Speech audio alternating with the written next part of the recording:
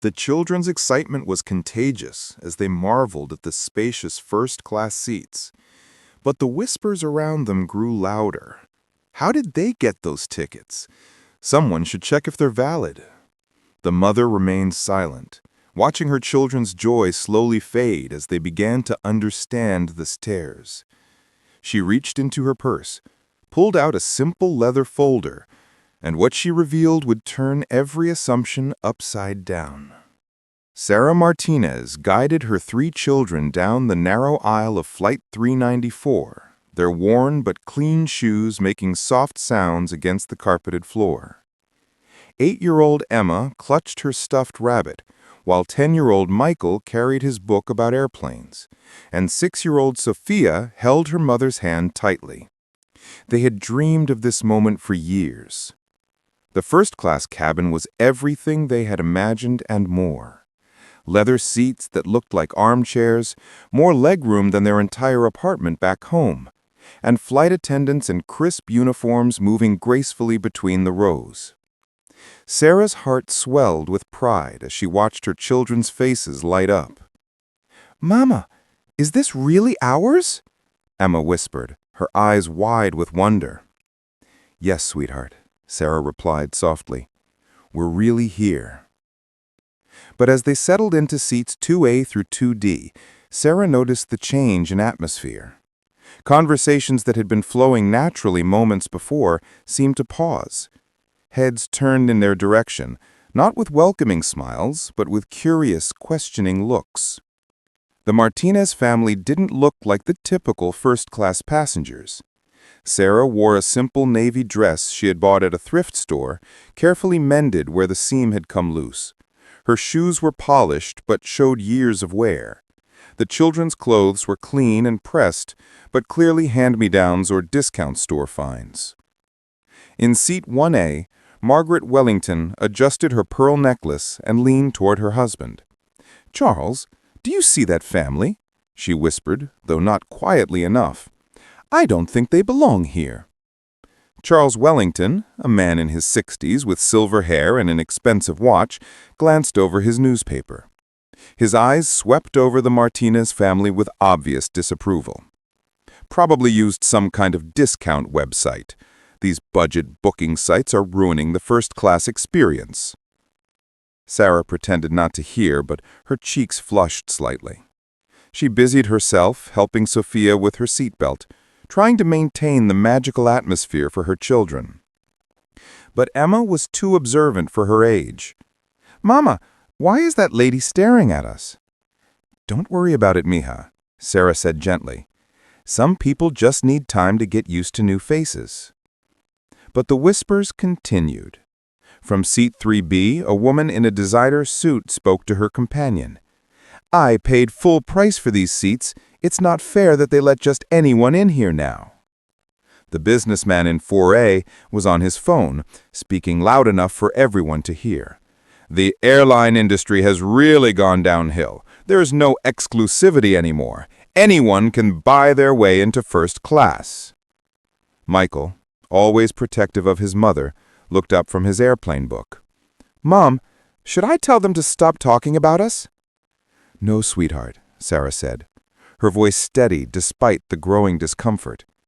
"We just focus on ourselves and our trip." The lead flight attendant, Rebecca Turner, had been working for Atlantic Airways for 12 years. She had seen her share of unusual passengers, but something about the Martinez family caught her attention. Not because they had done anything wrong, but because they looked so out of place among the usual first-class clientele. Rebecca approached with her professional smile, clipboard in hand. "Good afternoon, folks. Welcome aboard. Could I see your boarding passes, please?" Sarah reached into her purse and handed over 4 boarding passes. Rebecca examined them carefully, her brow furrowing slightly.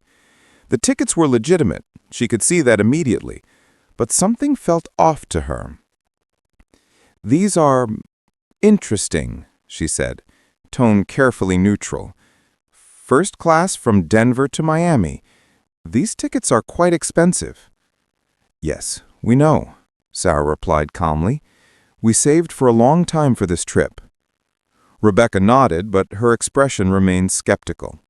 She had processed hundreds of first-class passengers, and very few of them looked like they had saved for a long time for anything. Most were business travelers on company accounts or wealthy individuals for whom the ticket price was insignificant. As Rebecca walked away, she found herself wondering how a woman in thrift store clothes could afford 4 first-class tickets that cost more than many people's monthly salary. The doubt planted by the other passengers began to take root in her mind. Meanwhile, Margaret Wellington had appointed herself as the unofficial spokesperson for the other passengers' concerns. She rang her call button with purpose. "Yes, ma'am," Rebecca responded promptly. "I'm concerned about the family in 2A, Margaret said, lowering her voice, but not quite enough. Their tickets seem unusual. You might want to verify them again." Rebecca glanced toward the Martinez family. Sarah was helping Emma adjust her window shade, while Sophia colored in a coloring book. Michael was absorbed in his airplane book, occasionally pointing out interesting facts to his sisters. They seemed like a normal, happy family. "Their boarding passes appeared to be in order," Rebecca replied diplomatically. "Well, perhaps you should double-check," Margaret insisted. "Charles and I fly first class quite frequently, and we've never seen people like them in this section."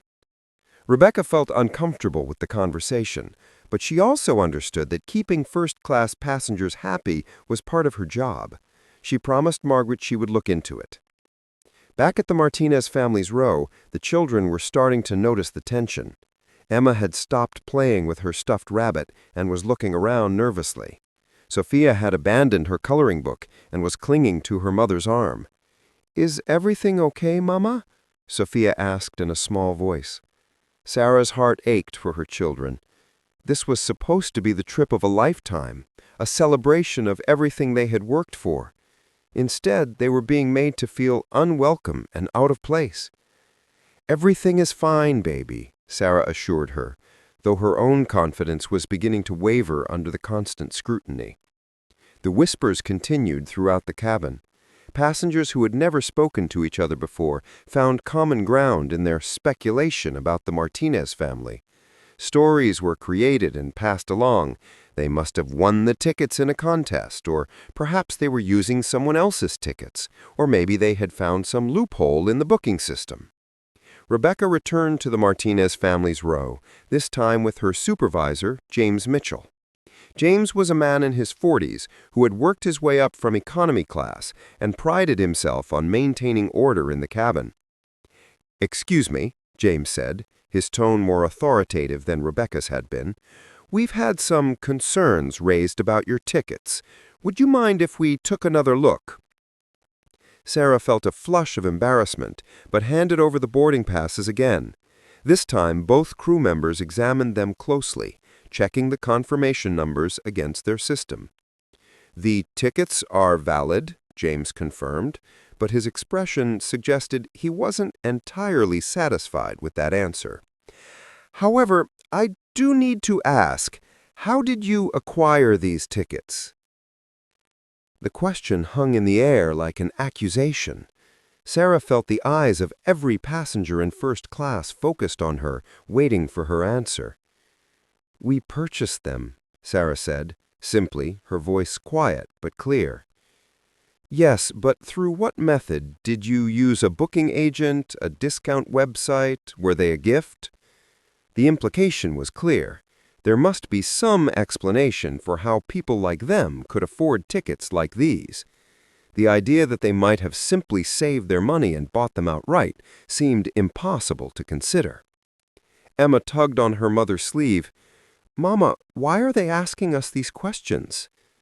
Sarah looked down at her daughter's worried face and felt something shift inside her. Her children deserved better than this. They deserved to enjoy their trip without being interrogated like criminals. "We saved our money and bought these tickets just like anyone else," Sarah said, her voice stronger now. "Is there a problem with that?" Margaret Wellington couldn't contain herself any longer. "It's just that first class is for people who can afford it properly." The cabin fell silent. Even the crew members looked uncomfortable with Margaret's blunt statement. Sarah felt her cheeks burn with humiliation, but she also felt something else, a quiet determination. She reached into her purse again, this time pulling out a worn leather portfolio. It was simple and unassuming, the kind of folder someone might use to keep important documents organized. Her hands were steady as she opened it.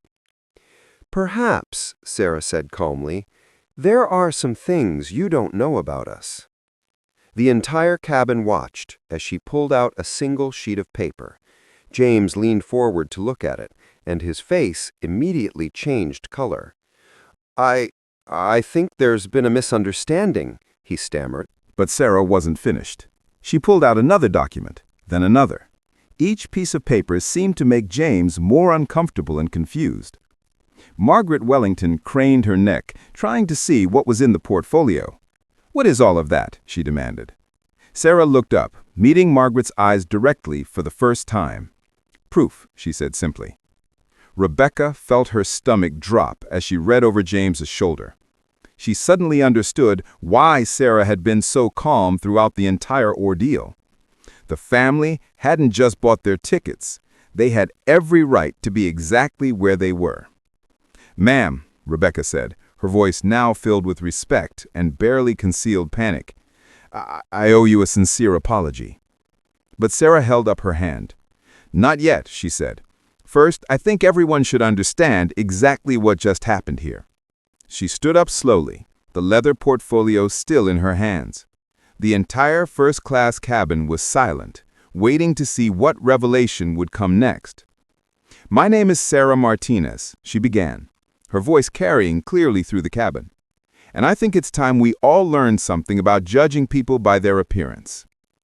Emma looked up at her mother with admiration. Even at 8 years old, she could sense that something important was happening. Sophia stopped clinging and sat up straighter, while Michael closed his airplane book and gave his mother his full attention. Margaret Wellington's face had gone pale.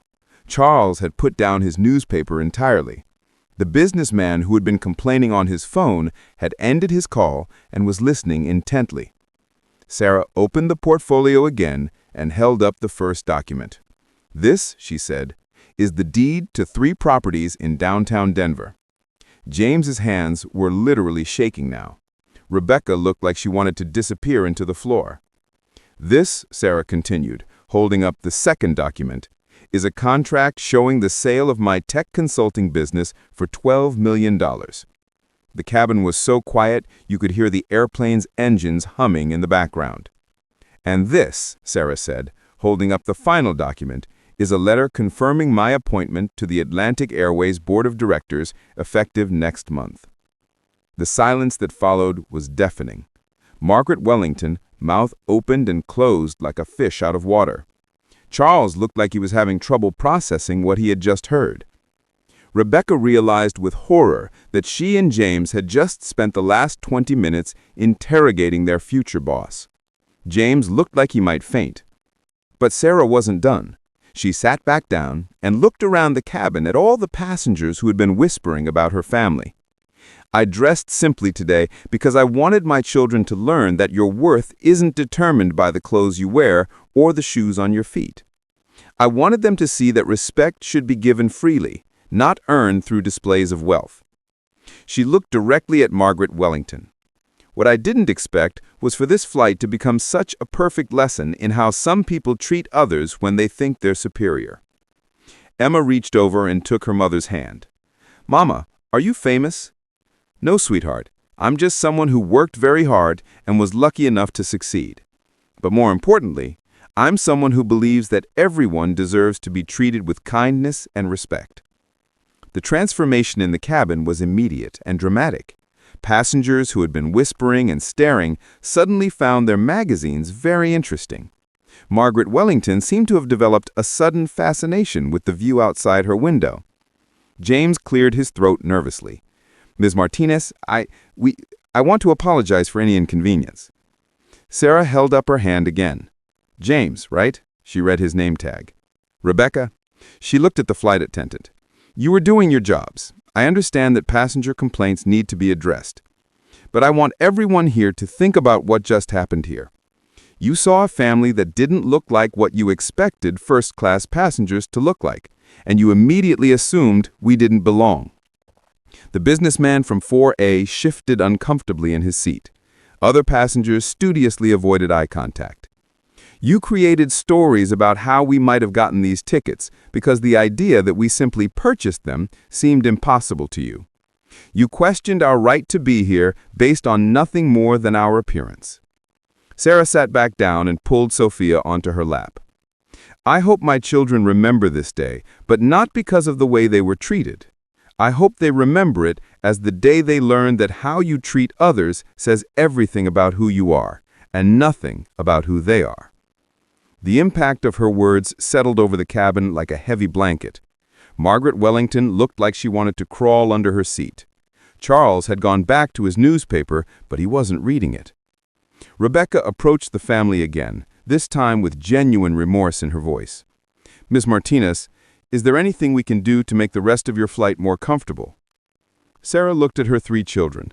Emma was smiling proudly at her mother. Michael had reopened his airplane book, but kept glancing up admirably.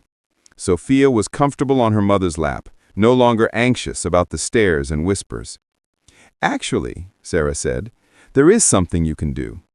Rebecca straightened up, ready to fulfill any request. Help me make sure that what happened today never happens to another family, because the next family might not have the resources to prove they belong. They might just be good people who saved their money for a special trip, and they deserve to enjoy it without being interrogated. James nodded vigorously. Absolutely, ma'am. We'll be reviewing our passenger service protocols immediately. Sarah smiled. That would be appreciated. As the plane reached cruising altitude, the atmosphere in first class began to settle. Passengers gradually returned to their own activities, though the energy in the cabin had fundamentally changed. Margaret Wellington, unable to contain her curiosity, and perhaps seeking to redeem herself, eventually approached Sarah during the beverage service. Excuse me, she said, hesitantly. I wanted to apologize for my earlier comments. They were inappropriate and unkind. Sarah looked up from helping Emma with her coloring book. Thank you for saying that. If you don't mind me asking, Margaret continued, what kind of business did you run? Cybersecurity consulting, Sarah replied. I started it in my garage 8 years ago when Michael was 2 years old. Margaret's eyebrows rose. You built a $12 million company in 8 years? With a lot of hard work, some luck, and these 3 as my motivation, Sarah said, gesturing to her children. That's incredibly impressive, Margaret admitted. Charles and I inherited our wealth. I've never built anything myself. Sarah nodded graciously. Different paths, same destination, she said. What matters is how we treat people along the way. As the flight continued, other passengers began to approach the Martinez family. Some offered apologies, others struck up genuine conversations. The businessman from 4A revealed that he had started his career in a warehouse and shared stories about overcoming stereotypes in the corporate world.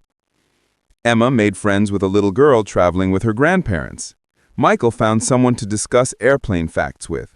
Sophia fell asleep peacefully, no longer anxious about the stares and whispers. But the real change was in the crew. Rebecca and James spent the rest of the flight ensuring that the Martinez family received exceptional service, not because of Sarah's position on the board, but because they had learned something important about assumptions and respect. As they began their descent into Miami, Sarah reflected on the day's events. She had boarded the plane hoping to give her children a special experience. Instead, they had all learned a lesson that would stay with them forever. Emma looked out the window at the ocean below. Mama, when I grow up, I want to be like you. How's that, sweetheart? I want to help people learn to be nicer to each other. Sarah squeezed her daughter's hand. I think that's a wonderful goal. The plane touched down smoothly, and as passengers began to gather their belongings, the energy in the cabin was completely different from takeoff. People who had been strangers, or worse, adversaries were now exchanging contact information and making plans to meet up during their Miami stays. Margaret Wellington stopped by the Martinez family's row one more time. "Sarah, if you don't mind, I'd like to stay in touch. Charles and I are always looking for worthy charities to support, and I have a feeling you might know some good ones." Sarah smiled. "I'd like that." As they walked off the plane, Rebecca caught up with them at the gate. "Ms. Martinez, I wanted you to know that James and I will be recommending significant changes to our training programs. What happened today can never happen again." "Thank you, Rebecca. That means a lot." James approached as well. "Ma'am, I've already spoken with our corporate headquarters about today's events. They're very interested in hearing your perspective on improving our customer service training." Sarah nodded. "I'll be happy to help with that when I join the board next month." As the Martinez family made their way through the Miami airport, Sophia tugged on her mother's dress. "Mama, are we still going to Disney World?" Sarah laughed. "Yes, baby. That's still the plan." "Good," Sophia said, "because I want to tell Mickey Mouse about our airplane adventure." Emma grinned. "And I want to tell him that our mom is the coolest mom in the world." Michael, ever practical, was already reading his guidebook about their hotel. "Mom, did you know that our resort has 3 pools and a water slide?" Sarah looked at her 3 children, her heart full of love and pride. The day hadn't gone as planned, but it ended up being perfect in its own way. As they boarded the shuttle to their hotel, Sarah pulled out her phone and started typing an email to the Atlantic Airways corporate team. She had promised to help improve their training programs, and she intended to keep that promise. But more than that, she wanted to make sure that the next family who saved their money for a special trip would be able to enjoy it without having to prove they deserved to be there. The shuttle pulled away from the airport, carrying the Martinez family toward their vacation and toward a future where, hopefully, respect and kindness would be the norm rather than the exception.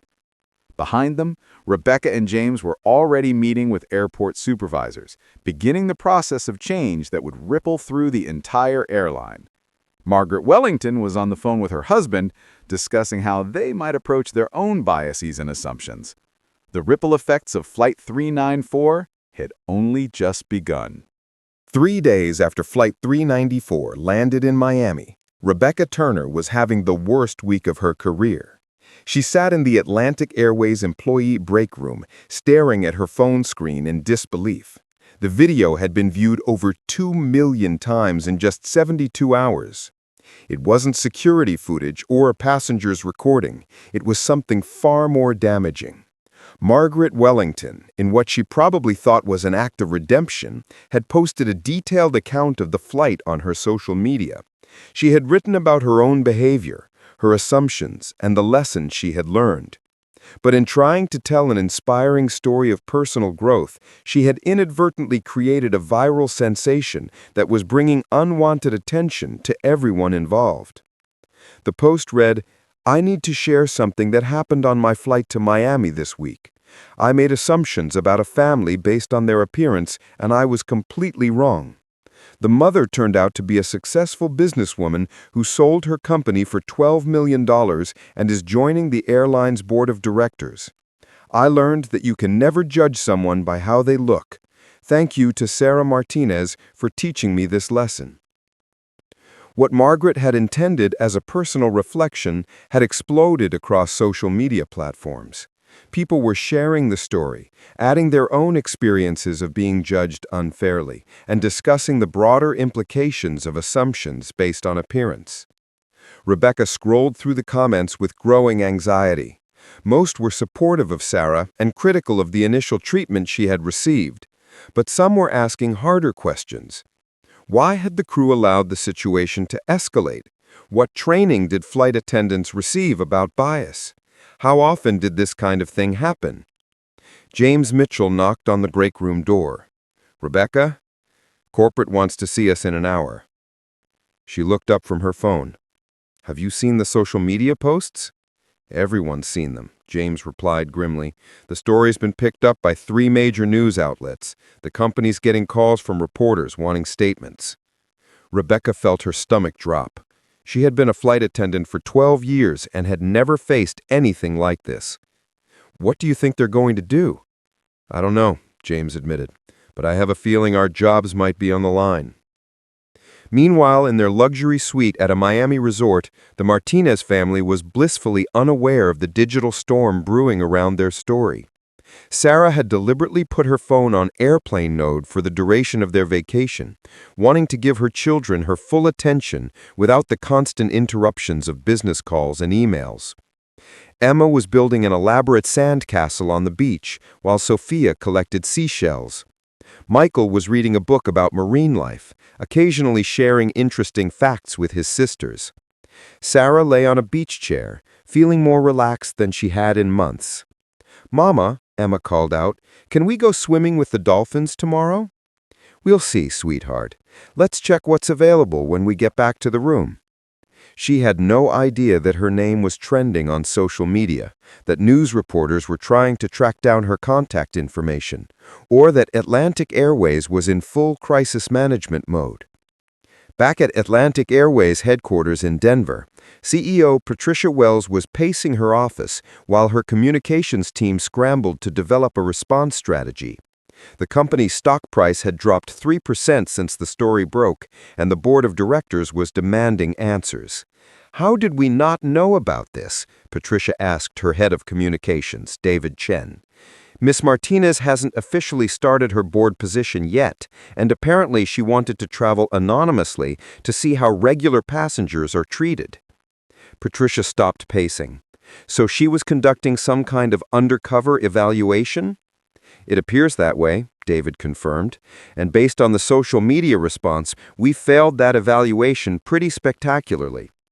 Patricia rubbed her temples. "What's our legal exposure here?" The company's legal counsel, Maria Santos, cleared her throat. "Minimal from a litigation standpoint. No laws were broken, and Miss Martinez wasn't discriminated against based on any protected characteristics. The crew was responding to passenger complaints about ticket validity, which is within their authority." "But from a public relations standpoint?" Patricia asked. "Significant. The story is being shared as an example of how wealth inequality creates assumptions about who belongs in certain spaces. It's resonating with a lot of people who have felt judged or excluded." Patricia nodded slowly. "And Miss Martinez, have we heard from her?" "Her phone appears to be off," David said. "We've tried multiple contact methods." "Keep trying," Patricia ordered. "And start drafting a response statement. We need to get ahead of this before it gets worse." But it was already getting worse. The story had caught the attention of travel bloggers, social justice advocates, and news commentators. Each retelling added new layers of interpretation and analysis. Travel blogger Jennifer Park wrote, "This incident highlights the uncomfortable truth about premium travel. It's not just about the seat, it's about the assumption that only certain types of people deserve luxury. When we judge passengers by their appearance, we reveal our own biases about who belongs in first class." Social justice advocate Marcus Williams posted, "This story isn't really about one family or one flight. It's about the everyday experiences of people who are constantly having to prove they belong in spaces where they have every right to be." Financial news commentator Lisa Zhang added an economic perspective. "Sarah Martinez built a $12 million business and is joining an airline's board of directors, yet she was questioned about her right to sit in a seat she paid for. This speaks to deeper issues about how we perceive success and who we expect to see in positions of power." As the story spread, it began attracting responses from other travelers who shared similar experiences. The hashtag #ProveYouBelong started trending, with people sharing stories of times they had been questioned, challenged, or made to feel out of place in settings where they had every right to be. A black doctor posted, "I was once questioned about being in the doctor's lounge at the hospital where I work. Security was called to verify my credentials. I've been working there for 8 years." A young entrepreneur shared, "I was asked to leave a restaurant because the hostess didn't believe I could afford to eat there. I was meeting with investors about my startup."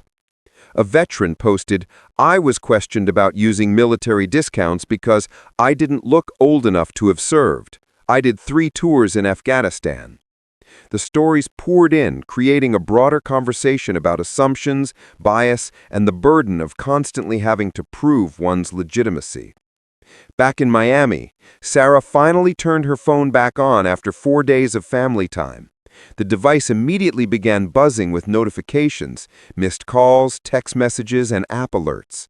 She watched in amazement as the numbers kept climbing. "Michael, can you watch your sisters for a minute? I need to make some phone calls." She stepped onto the balcony of their suite and began scrolling through the messages. There were calls from Atlantic Airways executives, interview requests from news outlets, messages from friends and colleagues, and invitations to appear on talk shows. Sarah sat down heavily in one of the balcony chairs. This was not what she had expected when she had revealed her identity on the flight. She had simply wanted to teach her children a lesson about respect and help the crew understand the impact of their assumptions. Her phone rang. It was Patricia Wells, the CEO of Atlantic Airways.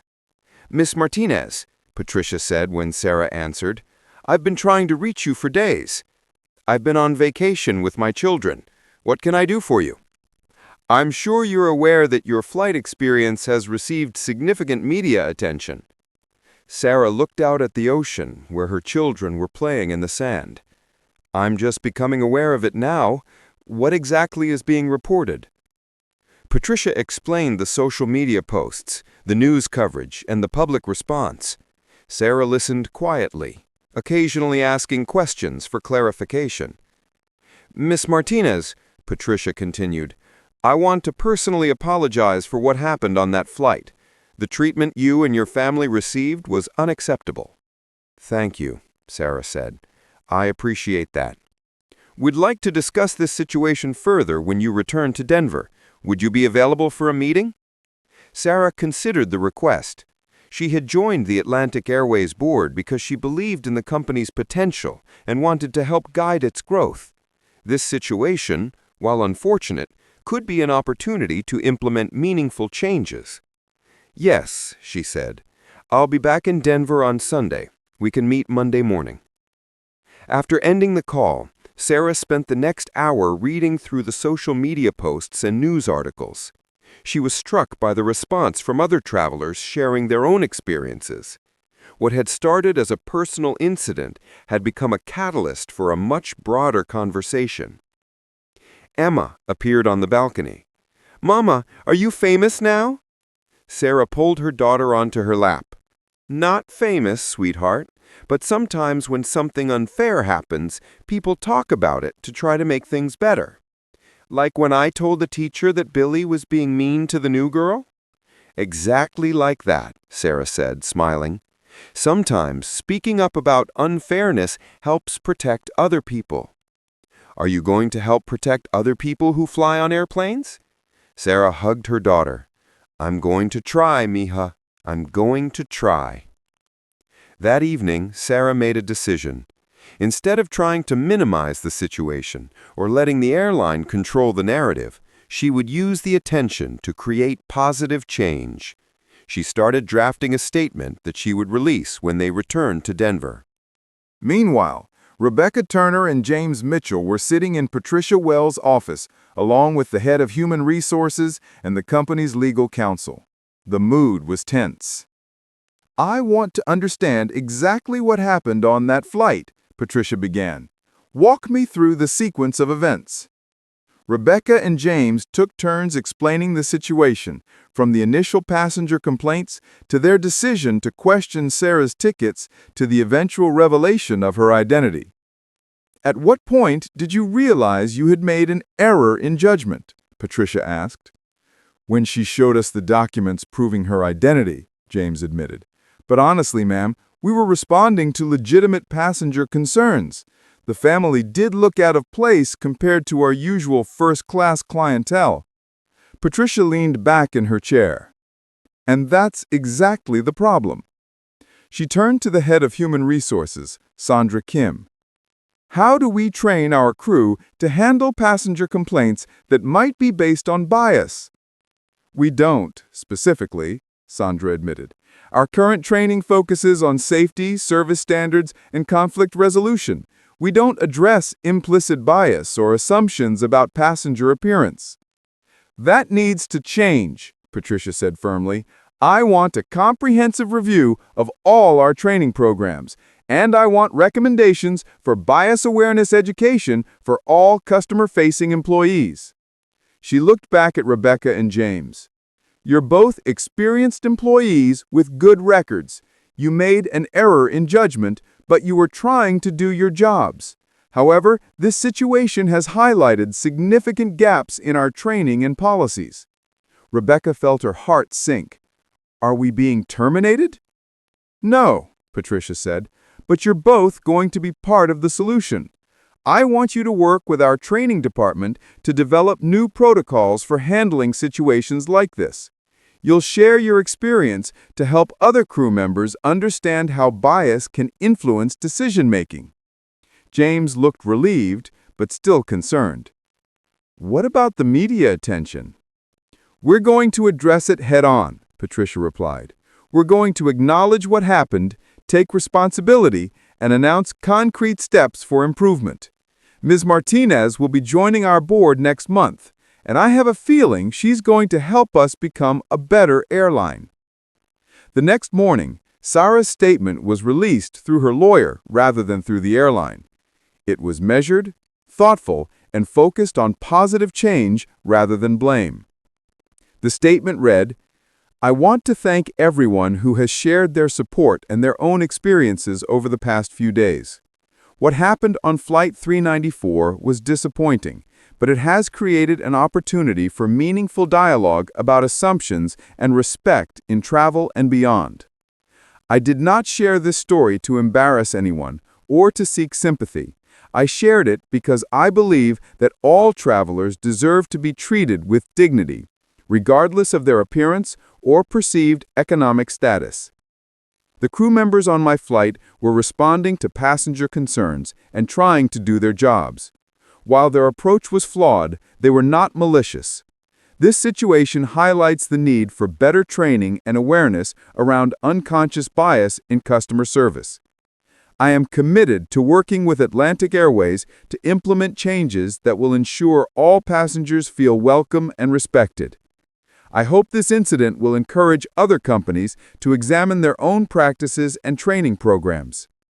Most importantly, I hope my children, and all children who have followed this story, will learn that your worth is not determined by others' perceptions of you, and that you should never have to prove you belong in spaces where you have every right to be. Finally, I want to thank the many travelers who have shared their own experiences. Your stories matter, and they will inform the work we do to create positive change. Travel industry analyst Robert Martinez, no relation, told reporters, this could be a watershed moment for customer service training across the airline industry. If Atlantic Airways implements meaningful changes, other carriers will likely follow. Civil rights attorney Angela Thompson added, Ms. Martinez's response demonstrates real leadership. She's using her experience to create systemic change rather than just seeking individual redress. The response from Atlantic Airways came the next day. Patricia Wells held a press conference to address the situation directly. We take full responsibility for what happened on Flight 394, Patricia began. While our crew members were attempting to respond to passenger concerns, the way the situation was handled was inappropriate and hurtful. Effective immediately, Atlantic Airways is implementing a comprehensive bias awareness training program for all customer-facing employees. We are also reviewing our complaint handling procedures to ensure that passenger concerns are addressed without creating discriminatory situations. Ms. Sarah Martinez will be joining our board of directors next month, and we look forward to her guidance in making our airline more welcoming and inclusive for all passengers. We are committed to learning from this incident and ensuring that all travelers feel respected and valued when they fly with us. The announcement was generally well received, though some critics questioned whether the changes would be substantive or merely cosmetic. Social media influencer and travel blogger Maya Patel wrote, "I'm cautiously optimistic about Atlantic Airways' response. The real test will be whether these training programs actually change behavior or just check a box for corporate compliance." But others were more encouraging. Frequent traveler and business executive Jonathan Lee posted, "I've had my own uncomfortable experiences with assumptions about whether I belonged in first class. If this leads to real changes in how airlines train their staff, it will benefit millions of travelers." As the Martinez family prepared to return to Denver, Sarah reflected on how the trip had evolved from a simple vacation into a catalyst for industry-wide discussions about bias and respect. "Mama," Sophia said as they packed their suitcases, "are we going to be on TV when we get home?" "Maybe. Some people want to talk to us about our airplane ride." "Can I tell them about the dolphins we saw?" Sarah laughed. "You can tell them about whatever you want, baby." Michael, ever practical, was concerned about different things. "Mom, are people going to treat us differently now that everyone knows about the airplane?" Sarah paused in her packing to sit on the bed next to her son. "Some people might, sweetheart, but we're still the same family we've always been. We still have the same values and the same love for each other." "But now you're famous," Michael pointed out. "Being known for something doesn't make you a different person," Sarah explained. "It just means more people know your story. What matters is how we use that attention to help others." Emma, who had been quiet during the packing, suddenly spoke up. "Mama, I'm proud of you for standing up to those mean people on the airplane." "They weren't mean, sweetheart," Sarah corrected gently. "They made a mistake. We all make mistakes sometimes. What's important is that we learn from them and try to do better." "But you taught them a lesson," Emma insisted. "We all taught each other lessons," Sarah said. "That's how we grow and become better people." As their plane lifted off from Miami for the return flight to Denver, Sarah looked out the window at the ocean growing smaller below them. In just 1 week, their family's life had changed in ways she never could have anticipated.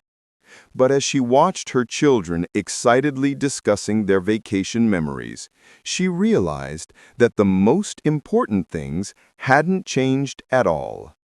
They were still a family who loved each other, supported each other, and tried to treat others with kindness and respect.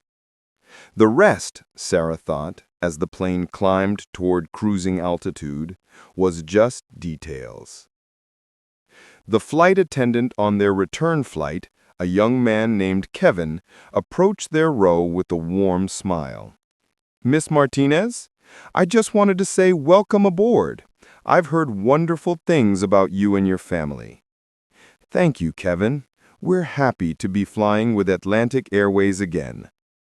If there's anything you need during the flight, please don't hesitate to ask." "Actually," Sarah said, "there is something you can do."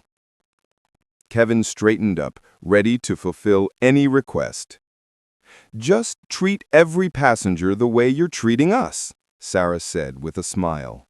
"With kindness and respect." Kevin smiled back. "I will, ma'am. I absolutely will." As the plane headed toward Denver, Sarah began mentally preparing for the work ahead. The board meeting, the training program development, the interviews and speaking engagements that would help spread the message of respect and inclusion. But for now, she was content to sit with her children, helping with coloring books and answering questions about marine life, just being a mom on a plane with her family. The real work of change would begin when they landed. For now, they were just a family heading home from vacation, carrying with them the knowledge that sometimes the most ordinary moments can become extraordinary opportunities to make the world a little bit better. 6 months after Flight 394, Sarah Martinez stood before a packed auditorium at the National Transportation Conference in Chicago. The room was filled with airline executives, government officials, civil rights advocates, and travel industry professionals, all gathered to hear about the changes that had transformed not just Atlantic Airways, but the entire aviation industry. "When I boarded that flight to Miami," Sarah began, her voice carrying clearly through the microphone, "I thought I was just taking my children on vacation. I had no idea we were about to spark a conversation that would change how airlines think about customer service, bias training, and passenger dignity." In the front row sat Patricia Wells, CEO of Atlantic Airways, along with Rebecca Turner and James Mitchell. All three had become unexpected allies in Sarah's mission to reform airline customer service practices. "The question I'm asked most often," Sarah continued, "is whether I planned what happened on that flight. The answer is no. But I did make a choice about how to respond when my family was treated unfairly. I chose to use it as a teaching moment rather than a punishment moment." She clicked to her first slide, showing statistics from the past 6 months. Since implementing the Respect and Travel program, Atlantic Airways has seen a 47% reduction in customer complaints related to discriminatory treatment. More importantly, passenger satisfaction scores have increased across all cabin classes. The Respect and Travel program had become Sarah's signature initiative as a board member. It included comprehensive bias awareness training for all employees, revised complaint handling procedures, and a passenger advocacy system that allowed travelers to report concerns directly to corporate headquarters.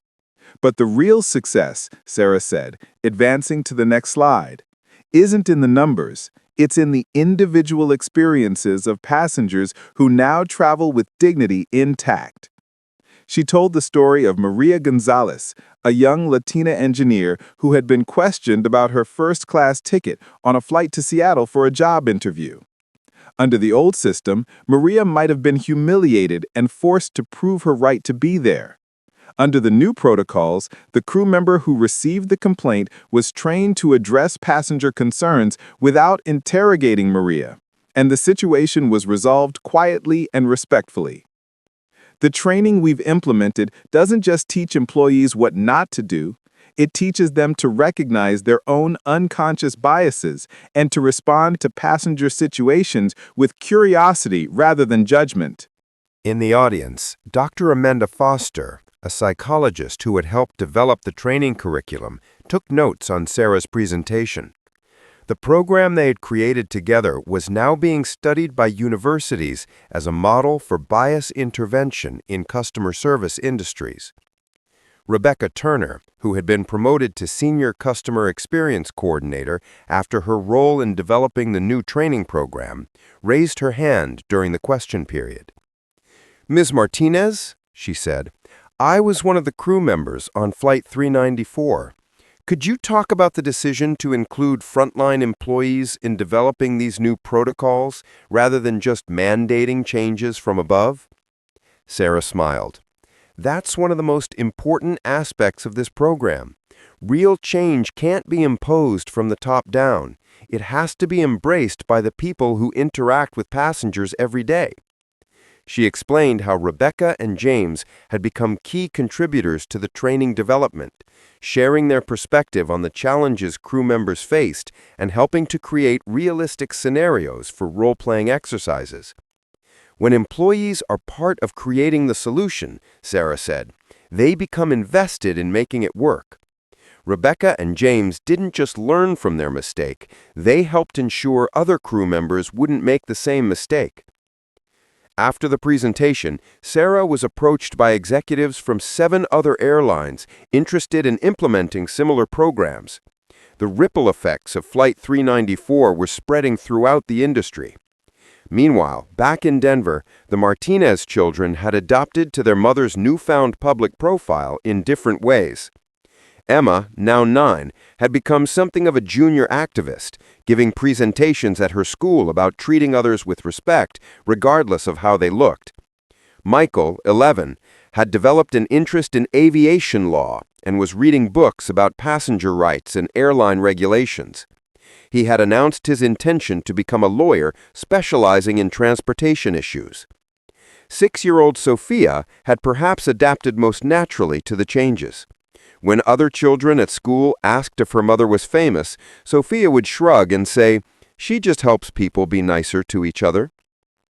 The family's financial situation had also evolved. While Sarah had sold her cybersecurity business before the airline incident, the publicity had brought new opportunities. She had been offered consulting contracts with 3 major corporations wanting to improve their customer service training, and she had started a nonprofit organization focused on bias awareness education. But perhaps the most significant change was in how the family approached their own travel. They had taken several trips since Miami, and each one had been an opportunity to observe and evaluate the customer service they received. On a recent flight to San Francisco, Emma had noticed a crew member treating an elderly passenger dismissively when she asked for help with her carry-on bag. "Mama," Emma whispered, "should we say something?" Sarah had watched the interaction carefully, then approached the crew member privately. "Excuse me, I noticed the lady in 12C might need some additional assistance with her bag." The crew member, recognizing Sarah, had immediately gone to help the elderly passenger, but more importantly, he had thanked Sarah afterward for the gentle reminder. "That's how change really happens," Sarah had explained to Emma later. "Not through confrontation, but through kind reminders and leading by example." The family story had also inspired changes beyond the airline industry. The hashtag #ProveYouBelong had evolved into a broader social movement, encouraging people to examine their own biases and assumptions about others. Schools began incorporating the Flight 394 story into their anti-bullying curricula. The incident had become a case study in how ordinary people could create extraordinary change by responding to unfairness with grace and determination. Margaret Wellington, the passenger who had initially posted about the incident on social media, had become an unlikely ally in Sarah's work. She had joined the board of Sarah's nonprofit organization and frequently spoke at events about confronting one's own privilege and prejudices. "I was that person who made assumptions based on appearance. The Martinez family could have embarrassed me or dismissed me after my behavior on that flight. Instead, they helped me become a better person." Charles Wellington had also been transformed by the experience. He had started a scholarship program for low-income students pursuing careers in aviation, inspired by his realization that the industry needed more diverse voices and perspectives. The changes at Atlantic Airways had been comprehensive and lasting. Patricia Wells had made bias awareness training a permanent part of the company culture, not just a one-time response to negative publicity. The airline had also implemented a passenger advisory council that included travelers from diverse backgrounds and experiences. Sarah chaired this council, which met quarterly to review policies and suggest improvements. "We learned that good intentions aren't enough," Patricia explained to a reporter from Aviation Weekly. "You have to create systems and training that help employees recognize and overcome their unconscious biases. Sarah Martinez taught us that lesson, and we're better for it." The financial impact on Atlantic Airways had been overwhelmingly positive. While the company had initially worried about negative publicity from the incident, the transparent response and meaningful changes had actually improved their reputation. Customer loyalty had increased, and the airline had won several industry awards for customer service excellence. More importantly, they had attracted new passengers who specifically chose Atlantic Airways because of their commitment to treating all travelers with respect and dignity. But the real measure of success wasn't in awards or financial metrics. It was in the countless individual interactions that now went smoothly because crew members had been trained to approach passenger situations with empathy and professionalism. James Mitchell, now a customer service training coordinator, often reflected on how much his own perspective had changed since Flight 394. "I thought I was just doing my job that day," he would tell new employees during training sessions. "I didn't realize how my own assumptions were affecting my judgment. The Martinez family taught me that questioning a passenger's right to be somewhere based on their appearance isn't protecting the airline, it's damaging our relationship with customers who have every right to be there." The training program he helped develop included role-playing exercises where employees experienced being questioned and challenged themselves. It was a powerful way to help them understand how their actions affected passengers. We don't train people to ignore legitimate concerns. We train them to address those concerns without making passengers feel unwelcome or requiring them to prove they belong. Sarah's work had also caught the attention of federal regulators. The Department of Transportation had invited her to serve on a committee developing industry-wide guidelines for customer service training related to bias and discrimination. What happened to the Martinez family highlighted gaps in how we regulate customer service in the transportation industry, explained DOT official Jennifer Adams. Sarah's expertise and experience have been invaluable in helping us develop better standards. The committee's recommendations were expected to become federal requirements for all airlines, meaning that the changes pioneered at Atlantic Airways would eventually be implemented across the entire industry. But for all the professional success and industry recognition, Sarah remained focused on her original motivation: ensuring that her children and all children would grow up in a world where respect and dignity were universal expectations, not special privileges. One evening, as the family sat around their dinner table discussing their day, Sophia announced that she had helped a new student at school who was being teased for his accent. "I told the other kids that being different doesn't mean being wrong, just like you told the people on the airplane, Mama." Sarah felt her heart swell with pride. This was the real victory, not the industry awards or the speaking engagements, but the knowledge that her children were learning to stand up for others and treat everyone with kindness. "What did you say exactly?" Sarah asked her. "I said that Antonio speaks 2 languages and that makes him smart, not weird. And I said that if they were mean to him, they were being mean to my friend, and I don't like when people are mean to my friends." Emma nodded approvingly.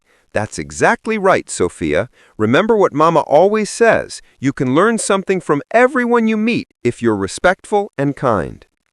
Michael looked up from his homework. "Speaking of learning, I read about a case where an airline had to pay a lot of money because they kicked off a passenger for speaking Arabic. Do you think our training program would have prevented that?" Sarah considered the question carefully. "I hope so, sweetheart. The goal is to help employees recognize when they're reacting to their own fears or biases rather than actual problems.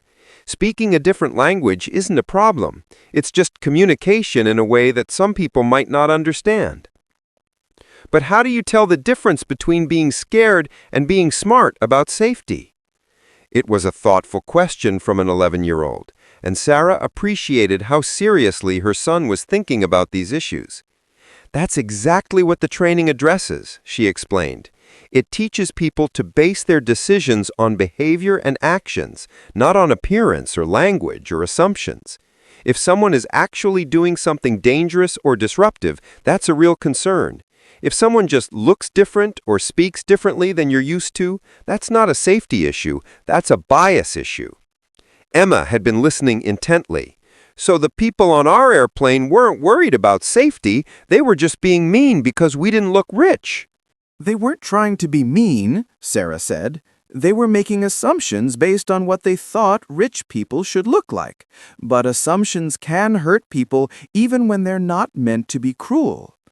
That's why it's important to get to know people before you decide what they're like, Sophia added, repeating a lesson she had clearly internalized.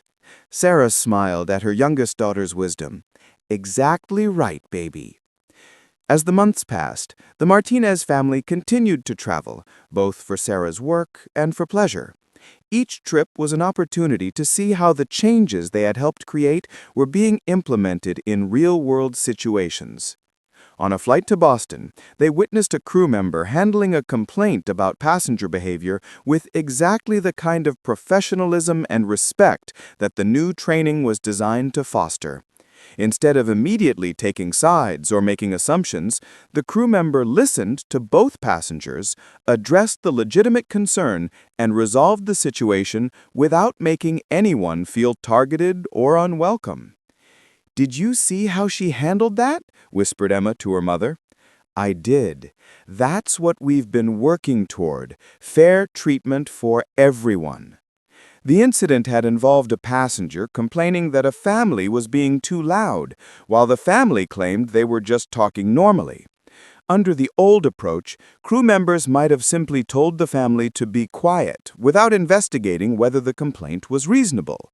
Under the new protocols, the crew member observed the situation herself, realized that the family was speaking at a normal volume, and diplomatically explained to the complaining passenger that airline cabins naturally had some ambient conversation. "She didn't make anyone feel bad," Michael observed.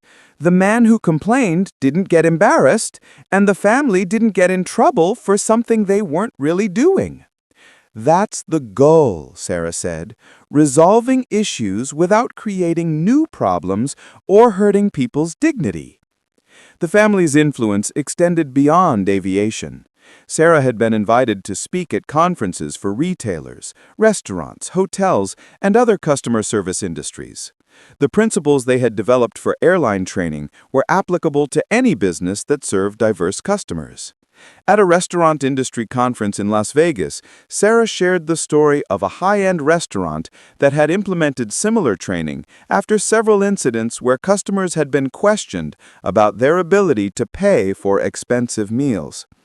The restaurant learned that their host staff was making assumptions about customers based on their clothing or appearance. Young people were being seated in less desirable sections. Couples where partners didn't match stereotypical expectations were being questioned about reservations, and customers with accents were being treated dismissively. The restaurant had implemented bias awareness training for all front-of-house staff and had seen immediate improvements in customer satisfaction and reviews. The training didn't cost them business. It actually increased business because word spread that everyone was treated well there, regardless of their background or appearance. During the question and answer session, a restaurant manager asked how to handle situations where customers complained about other customers based on biased assumptions. You address the specific behavior that's actually problematic, if any. If a customer is genuinely being disruptive, you address that. If a customer is just uncomfortable with someone who looks different from them, you don't enable that bias by moving or removing the other customer. She shared an example from a recent training session where a hotel had received a complaint from a guest who didn't want to be seated near a table of young black men, claiming they were too loud and intimidating. The staff investigated and found that the young men were speaking at normal volume and behaving appropriately. The hotel politely declined to move the complaining guest, Sarah said.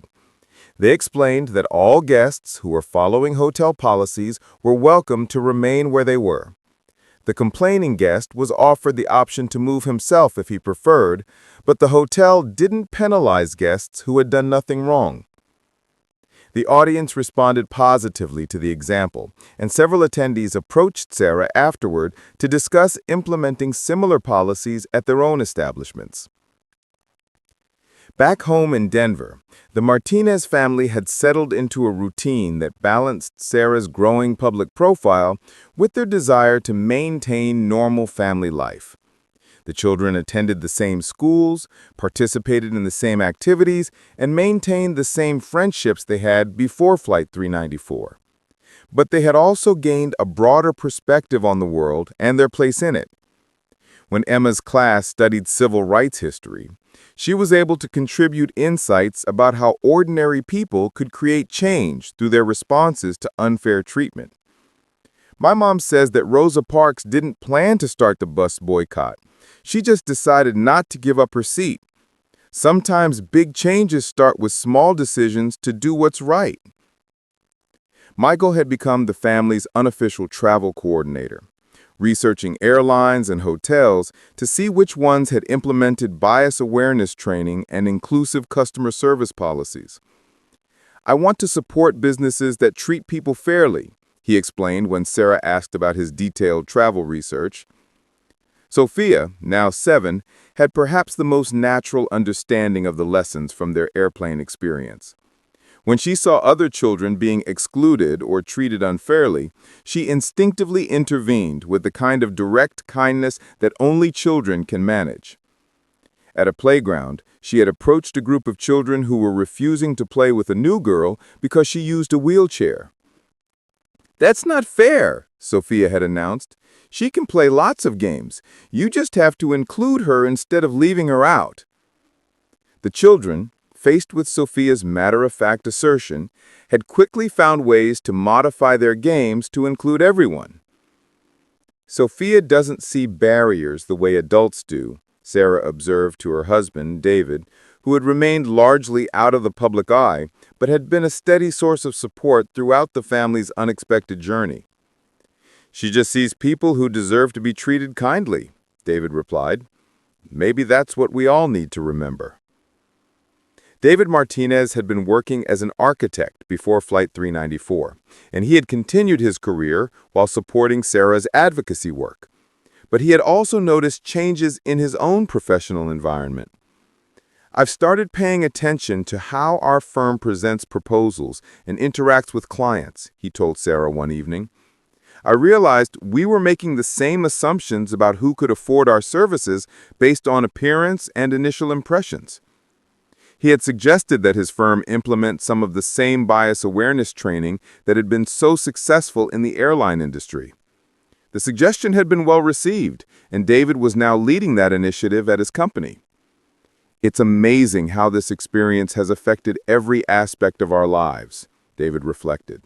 "We're all more conscious of how we treat others and how others are being treated around us." As the one-year anniversary of Flight 394 approached, Sarah was invited to speak at a symposium on customer service excellence. The event was being held in Miami, the destination of their original trip. "Should we stay at the same resort?" Emma asked when Sarah mentioned the speaking engagement. "Would you like to?" Sarah replied. "Yes," Emma said decisively. "I want to see if they remember us." The family returned to Miami for the anniversary, staying at the same resort where they had been blissfully unaware of the social media storm building around their story. The resort staff did remember them, not because of the publicity, but because Sophia had made friends with several staff members during their original stay and had sent them drawings and postcards throughout the year. "Miss Sophia," called Maria, one of the housekeeping supervisors, when she saw the family checking in. "I still have the picture you drew of the dolphins on my refrigerator." Sophia beamed with pride and immediately launched into a detailed account of everything she had learned about marine life since their last visit. Sarah watched the interaction with a smile. This was what hospitality was supposed to look like: genuine human connection that transcended differences in background or economic status. At the symposium, Sarah's keynote address focused on the long-term impact of treating customers with dignity and respect. "When we first walked onto Flight 394, we were just a family excited about our vacation. When we walked off that plane, we had become advocates for change. The difference was in how we were treated during those few hours in the air." She shared statistics showing that companies with strong bias awareness training and inclusive customer service policies had higher customer retention, better employee satisfaction, and stronger financial performance. Treating people well isn't just morally right, it's good business. But she also emphasized that the real value couldn't be measured in financial terms. The measure of our success isn't in profit margins or customer satisfaction scores. It's in whether children like mine grow up expecting to be treated with dignity, and whether they treat others the same way. After the symposium, the family spent a few days enjoying Miami as tourists rather than as speakers or advocates. They visited the same aquarium where they had learned about dolphins a year earlier, ate at local restaurants, and relaxed on the beach. On their last evening, as they watched the sunset from their hotel balcony, Emma asked a question that had been on her mind. "Mama, do you think the people from the airplane learned anything from what happened?" Sarah considered the question carefully. She had stayed in touch with several of the passengers from Flight 394, including Margaret and Charles Wellington, who had become genuine friends and allies. "I think some of them did. Mrs. Wellington has become one of our strongest supporters. She speaks at our training sessions about how the experience changed her perspective." "What about the flight attendants?" Michael asked. "Rebecca and James have both become leaders in customer service training. They use their experience to help other employees understand how bias can affect their decision-making." "And the other passengers?" Sophia asked. "I don't know about all of them," Sarah admitted, "but I hope that seeing how assumptions can hurt people made them think about their own behavior in other situations." Emma nodded thoughtfully. "I think it's like dropping a stone in a pond. The ripples keep spreading even after you can't see them anymore." Sarah smiled at her daughter's metaphor. "That's exactly right, sweetheart. We may never know all the ways that day affected people, but I hope the ripples are still spreading." As they prepared to return to Denver, Sarah reflected on how much their lives had changed in just 1 year. They had gone from being a private family to being public advocates, from focusing on their own success to helping create systemic change. But in many ways, the most important things hadn't changed at all. They were still a family who loved each other, supported each other's dreams, and tried to make the world a little better wherever they went. The plane for their return flight was, coincidentally, another Atlantic Airways aircraft. As they boarded, the crew greeted them warmly but professionally, treating them with the same respect they showed to every passenger. This is how it should be, Sarah thought as they settled into their seats. Every passenger should feel welcomed and valued, not because of who they are or what they've accomplished, but simply because they're human beings deserving of dignity and respect. As the plane taxied for takeoff, Sophia pressed her face against the window to watch the ground crew loading baggage. "Mama," she said, "when I grow up, I want to help people feel good about themselves like you do." Sarah hugged her youngest daughter. "You already do that, baby. Every time you're kind to someone, you're helping them feel good about themselves." "But I want to do it as my job like you do." "Then we'll figure out how to make that happen," Sarah promised. The plane lifted off from Miami, carrying the Martinez family back to Denver and back to their ongoing work of creating a more inclusive and respectful world. Below them, the city grew smaller, but the impact of their story continued to spread. One conversation, one training session, one act of kindness at a time. A year after Flight 394, the aviation industry was measurably more inclusive and respectful. Hundreds of thousands of passengers had been spared the humiliation and discrimination that the Martinez family had experienced. Employees across the industry had been trained to recognize and overcome their biases. But perhaps the most important change was in the countless individual moments of kindness and respect that now occurred every day. Moments when crew members chose empathy over suspicion, when passengers chose understanding over judgment, and when everyone involved remembered that treating others with dignity costs nothing but creates immeasurable value. As the plane climbed toward cruising altitude, Sarah Martinez looked out at the clouds below and smiled. They had started this journey as a family seeking a vacation. They were ending it as advocates who had helped transform an entire industry. The work would continue, but for now, they were just a family on a plane, surrounded by crew members who had been trained to treat every passenger with respect, flying alongside other travelers who were learning to extend that same courtesy to each other. It was, Sarah thought, exactly the kind of world she wanted her children to inherit.